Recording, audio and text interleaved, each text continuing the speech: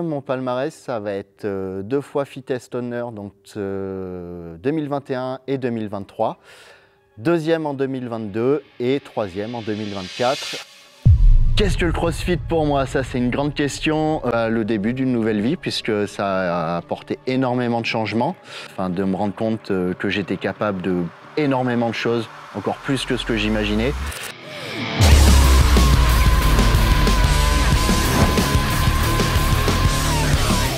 Moi, c'est Simon Farr, j'ai 38 ans, je suis un ancien athlète international en basket handisport et maintenant athlète CrossFit depuis 2021 au niveau international.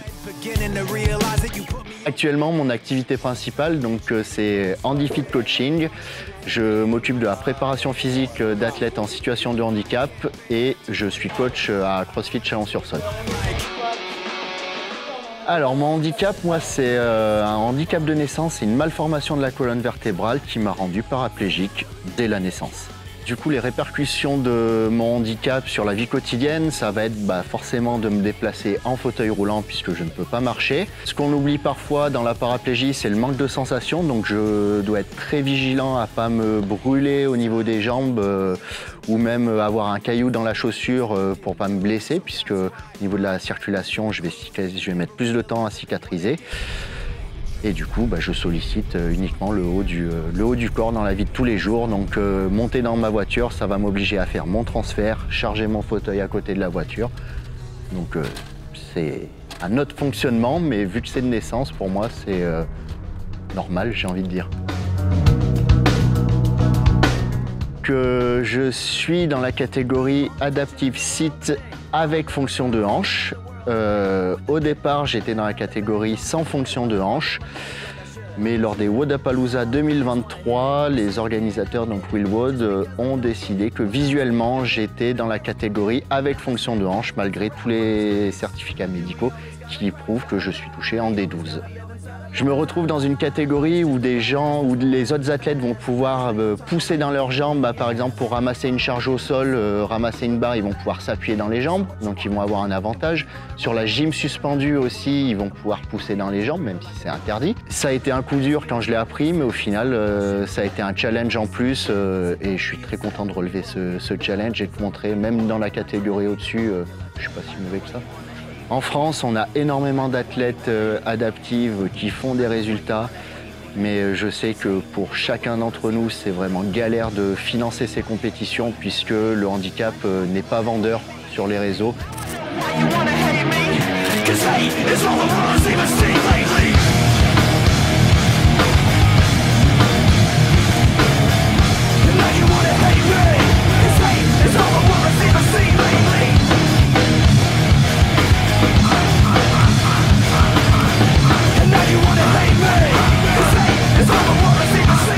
Pour présenter ma coach, c'est Magali Rocher, qui est honneur de CrossFit Chalon-sur-Saône. Et donc c'est la personne qui m'a accueilli en juin 2018 pour découvrir le CrossFit et qui m'a intégré exactement avec monsieur et madame tout le monde valide. J'étais le seul en situation de handicap et j'ai tout de suite fait les WOD avec tout le monde, donc comme quoi le CrossFit est bien un sport inclusif. Alors ma coach, elle a vraiment un rôle primordial dans les compétitions, c'est vraiment elle qui va gérer l'aspect stratégie. Moi j'ai uniquement à faire, c'est elle qui va me dire si j'ai besoin d'accélérer par rapport aux autres, ça va être mes yeux. Moi j'ai juste à me concentrer sur les mouvements à effectuer. Ça fait maintenant 6 ans que je le connais, donc je le connais par cœur. Et je suis aussi là durant toutes ces compétitions internationales pour le seconder sur tout ce qui est la manutention, l'aide, et aussi le coacher durant toutes les épreuves et toutes les compétitions, parce que le côté positif quand même du fait de l'Adaptive Sit, c'est que le coach peut être sur le floor. On me connaît parfaitement, donc elle sait très bien à quel moment, peut-être que dans la tête, je suis en train de relâcher, et donc je vais l'entendre me dire délicatement de recommencer. Et du coup, ça va être reparti. Non, c'est vraiment un travail d'équipe. Je suis juste souvent derrière lui. Donc en fait, des fois, on ne voit pas. On voit deux mains sur le fauteuil, mais je suis derrière lui et il m'entend quand je lui parle vraiment. Il m'écoute parce qu'il a confiance en moi. C'est une confiance qui s'est construite au fil des années. Hein. Je le connais par cœur. Je connais son crossfit par cœur, ses points forts, ses axes d'amélioration, ses petits travers. Donc ça a permis de moi, quand il y a un WOD qui tombe, de mettre en place la stratégie. Donc je sais qu'il, lui, c'est les bras, c'est lui qui va exécuter et il va vraiment écouter ma stratégie. Gérer l'aspect mental avant une compétition, je suis suivi par Vincent Deschelles, qui est donc mon préparateur mental et qui a mis en place des techniques de respiration qui me permettent de me concentrer, de me mettre dans ma bulle, évacuer le stress aussi. Des techniques aussi de visualisation mentale. Et c'est vraiment un outil qui m'a permis de franchir un cap depuis qu'il a commencé à me suivre.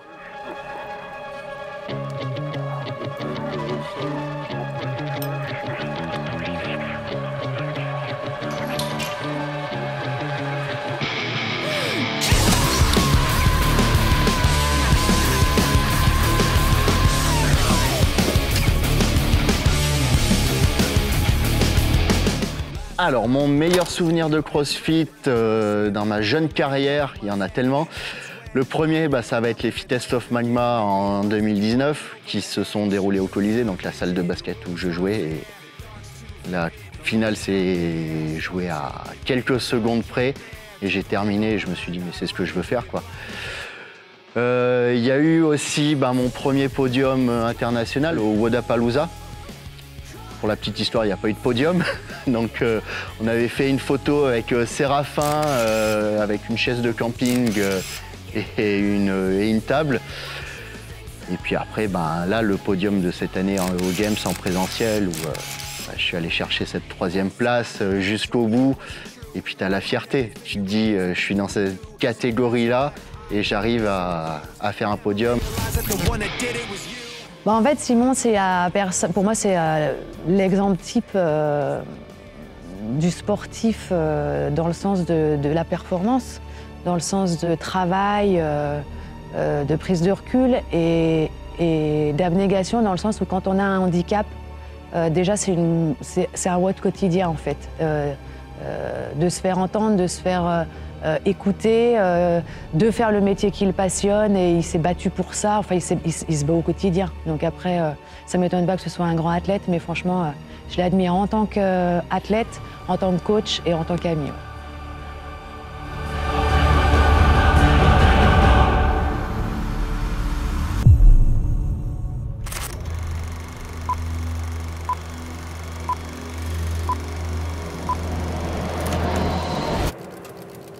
Un mot de la fin ? Bench.